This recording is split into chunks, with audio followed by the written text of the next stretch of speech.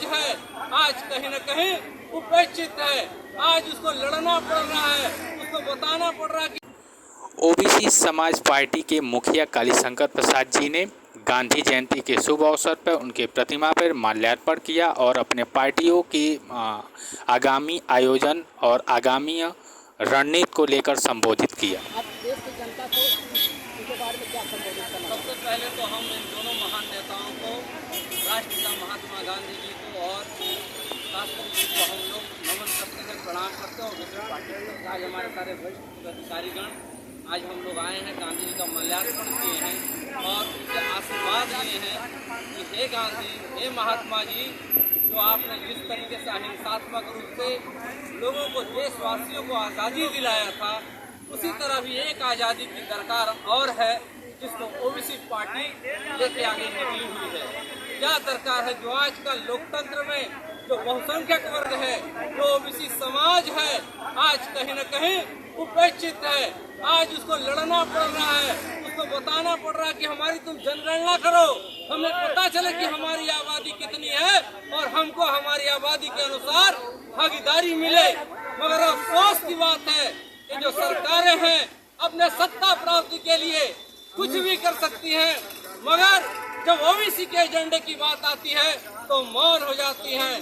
धर्म के नाम पर और जात की राजनीति तो करना पसंद करती हैं, मगर जब हम समूह की बात करते हैं जिसमें हजारों जातियां हैं देश में, उस ओबीसी के नाम पर चुप हो जाती हैं।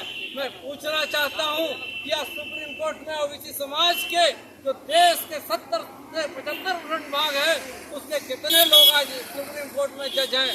सेंट्रल सेक्रेटरिएट में हमारे कितने लोग हैं? एक रात की नौकरियों में कितने लोग हैं? अगर आप उत्तर देखेंगे तो हम नग्न हैं वहाँ पर, वहाँ हम है ही नहीं हैं।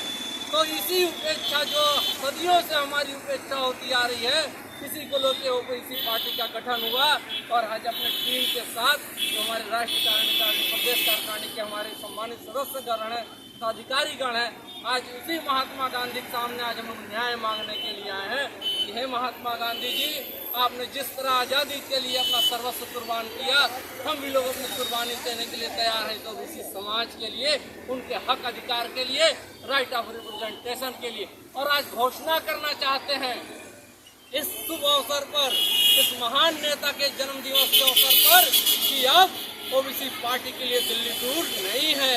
हम लोग जो आगामी दिल्ली में विधानसभा का चुनाव होने जा रहा है, वहां पर ओबीसी पार्टी मजबूती के साथ 70 की 70 सीटों पर लड़ने के लिए जा रही है। क्यों? क्योंकि जितनी भी पार्टियां हैं वहां पर आज तक ओबीसी के एजेंडे के लिए उन्होंने कभी आगे ठोस पहल नहीं किया। उनके एजेंडे से ओबीसी गायब होता है, चाहे वो भाजपा हो, चाहे वो कांग्रेस हो, चाहे आम आदमी पार्टी हो। तीनों की तीनों पार्टियां ओबीसी की एजेंडे की बात पे कटाव कर जाती हैं। तो हम दिल्ली के लिए कुछ करने वाले हैं।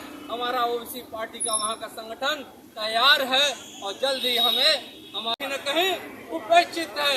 आज उसको लड़ना पड़ रहा है, उसको बताना पड़ रहा है कि हमारी तुम जनगणना करो, हमें पता चले कि हमारी आबादी कितनी है और हमको हमारी आबादी के अनुसार भागीदारी मिले।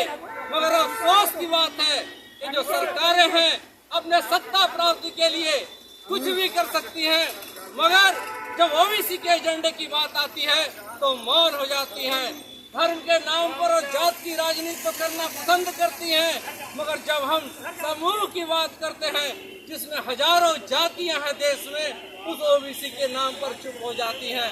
मैं पूछना चाहता हूं कि आज सुप्रीम कोर्ट में ओबीसी समाज के जो देश के 70 से 75% भाग है, उसके कितने लोग आज सुप्रीम कोर्ट में जज हैं?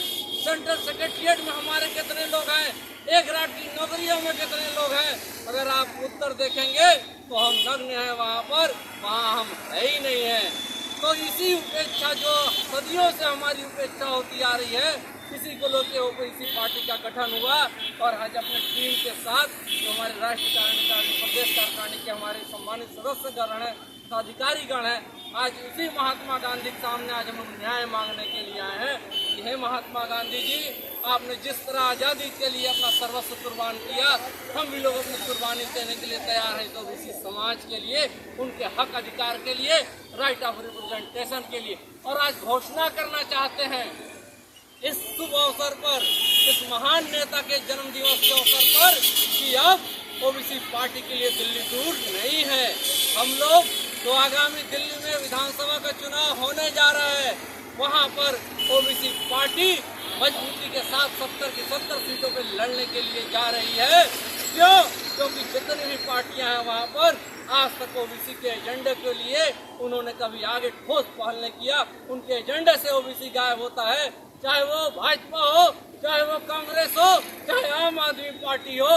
तीनों की तीनों पार्टियां ओबीसी की एजेंडे की बात पे कटाव कर जाती हैं।